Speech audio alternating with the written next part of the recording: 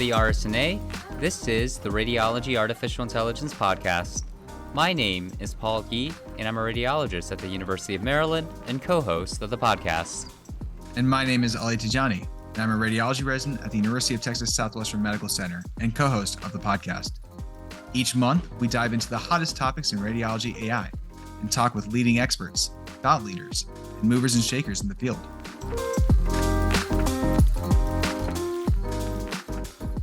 It's time for another episode of the Radiology AI Podcast. On this episode, we speak with Drs. Felipe Kitamura and Bardia Khosravi about generative AI. We've seen rapid changes in the field over the last few months. But how can we keep up with updates in the literature? Where can researchers focus their efforts to help move this field forward? Stay tuned to learn more from our guests' perspectives.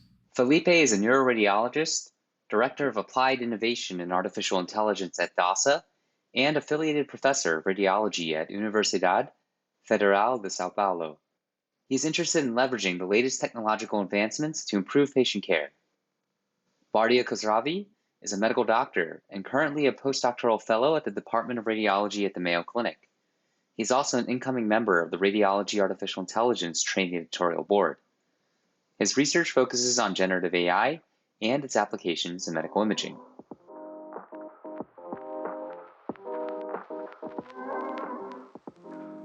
Welcome, Felipe and Bardia, to the Radiology AI Podcast. It's great to have you here. We are coming off of a really exciting, energetic conference in Austin, Texas at the Society for Imaging Informatics and Medicine, and we heard a lot about generative AI. We saw a lot of use cases and maybe some frontiers to explore. So we thought, why not sit down with two of the experts who've published on this topic and recently presented award-winning research on this topic to see what you think. Let's just start with the basics. What is generative AI? Is it just large language models and text, or is there something more? First of all, thanks for having me here. And I'm definitely no expert in this field. I'm just a curious radiologist trying to learn something. I guess Bardia may have a deeper understanding of that, but for sure, there are models that are able to create images instead of generating text. And that's a very interesting field, especially for radiology. And I guess Bardia is working on some use cases for that, right? Yeah, so I think we can call generative AI a field of creating realistic content, whatever that is. That can be music, that can be audio, that can be videos, images, and text, especially here. And the realistic content that are created by these machines or machine learning models, we can call that field generative AI. And there has been a lot of activity here, especially, let's say, dating back to the StyleGAN version 1, which was introduced, I think, back in 2018. And there, the boom was you can have synthetic faces. And there was a website, I think it's also there. This person does not exist. And if you go there, you can see a lot of pictures of people, and none of them exist. They're all created by a model. And recently, the field has advanced and it's just expanded and moved away from creating just faces to more realistic content, the scenes, the logos, the typefaces even, and more recently, language. So there's been a wave of large language model related research that swept medical journalism. We've seen it in pretty much every journal under the sun, whether it's in general medicine or in radiology. So, as a lot of things go, we have this sort of hype curve, but then things sort of die down. And we're a few months out from this, but are we still seeing this in the medical journals?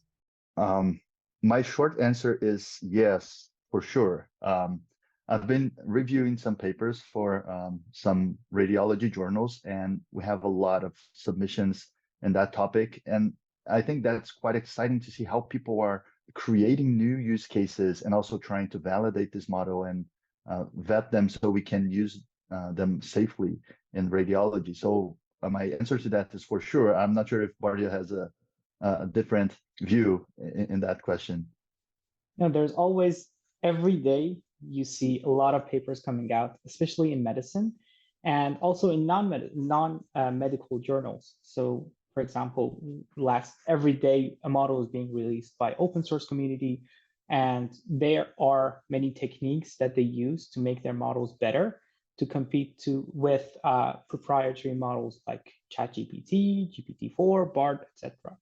But one thing that I would really like to mention here is that most of the papers that we see are using commercial products like ChatGPT, GPT-4, and Claude, Bard, etc.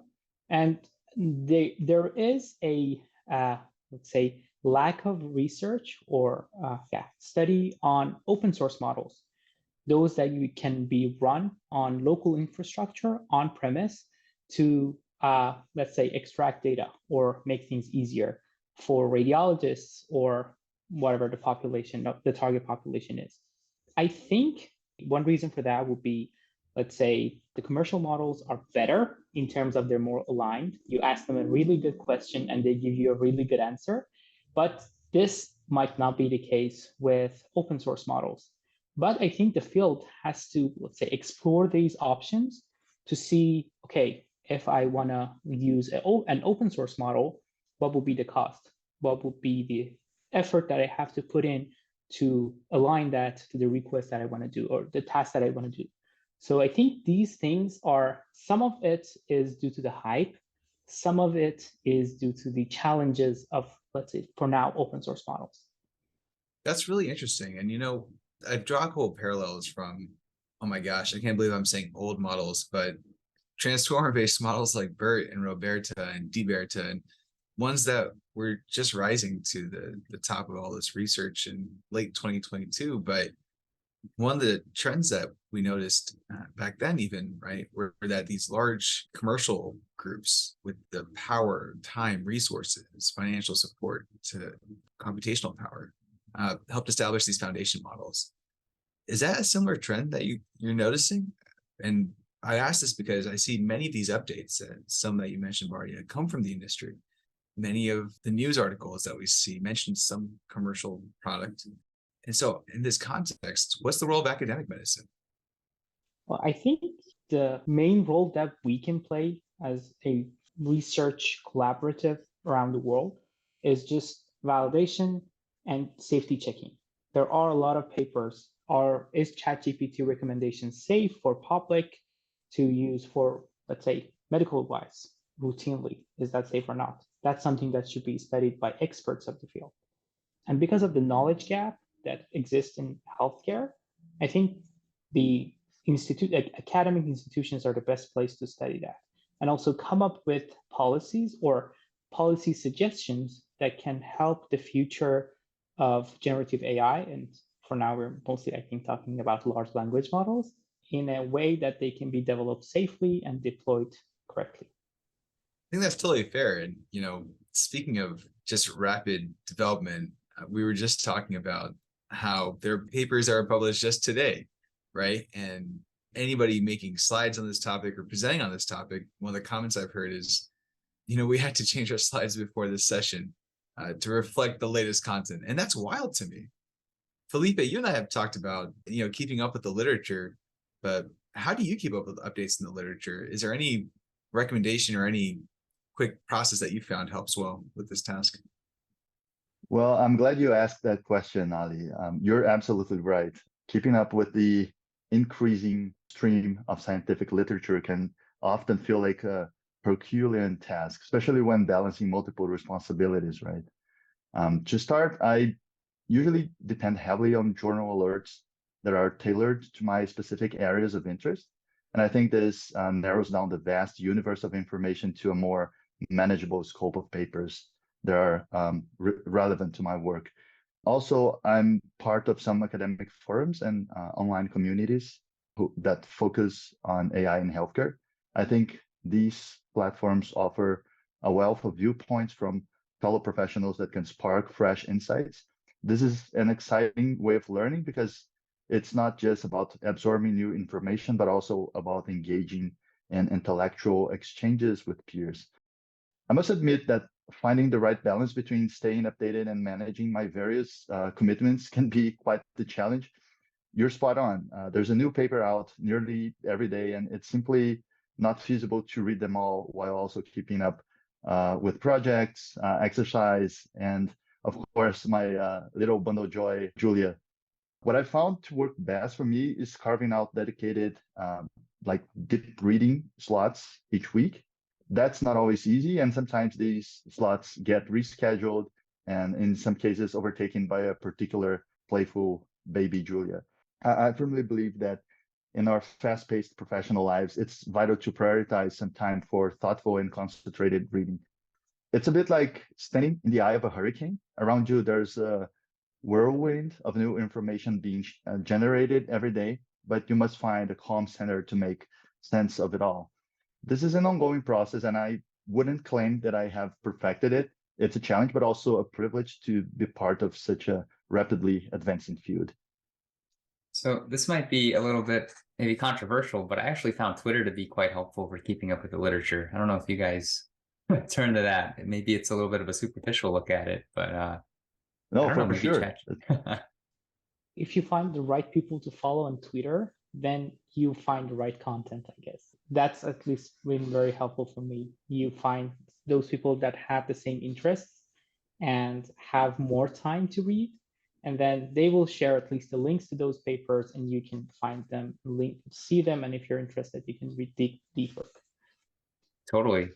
So Felipe, you published a recent editorial about ChatGPT's role in medical writing, and that was pretty early on. I believe it was February or March this year. Maybe I'm off by a few weeks, but nonetheless pretty early. So I'm wondering, with the fast pace of LLMs, with ChatGPT, with Bard coming out, with Bing, with all of these other models seem to come out regularly, has your perspective changed at all? And if so, how so? Thanks, Paul, for asking that question. That's something that I feel like I really needed to revisit, the opinions that I shared in that editorial. My viewpoint has changed partially since then. It's been a journey of learning, reevaluating, and refining my stance on generative AI, particularly the GPT-4 model. First, I stand by the principle of trust but verify, a sentiment that Isaac Cohen has wisely imparted in his work on ChatGPT in healthcare. While we've seen significant advancements in AI technology, it remains essential to remember that AI is a tool to aid human judgment. So maintaining a careful and critical approach towards the output of AI, such as ChatGPT, is still an important thing in my perspective. The other thing is I'd like to address here is the issue of plagiarism that I had brought up in that editorial. And in light of my experience with GPT-4, I had to reassess that point. It appears that the chances that GPT-4 directly would copy entire sentences from the internet is not as likely as I thought initially. The improvements in this technology and how it generates content based on its training set are clear indicators of progress in that regard, I guess. And the last point that I wanted to make here is, I guess my admiration for the capabilities of GPT-4 have also grown considerably. The more I've worked with it, the more I've been able to witness its potential, specifically its ability to reason and adapt general knowledge to new specific situations. Its capabilities to mold and shift its knowledge base to new complex and context-dependent queries has been nothing short of impressive. And yet, I'd like to underscore that my observations are a reflection of the ongoing evolution of AI. We are witnessing this field change and grow at an extraordinary pace. So it's only natural that our viewpoints also shift in response. The exciting part is that we are in the thick of it, shaping and being shaped by the developments. So yes, my perspective has changed, and I imagine it will continue to evolve as we navigate this thrilling frontier. You know, that's fascinating. What resonated with me specifically was the differences between 3.5 and 4, just taking the same use case and the same prompts and trying to assess the response from both. It's actually really surprising. I used to be really, and I still am very excited about prompt engineering and the principles, but it's making me rethink how many of those principles carry over from those using ChatGPT.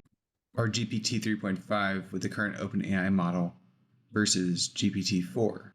So there's quite a bit left for us to find out as we see more developments in this area. Thanks for joining us for this episode. We hope you enjoyed the conversation just as much as we did. Subscribe to the Radiology AI podcast for more discussion on content from the journal and hot topics in our field of AI and imaging informatics. Thanks to all of our panelists involved in the conversation. Thanks to you for listening. And join us next time for part 2 of this conversation. We hope that you've enjoyed this episode of the Radiology Artificial Intelligence Podcast.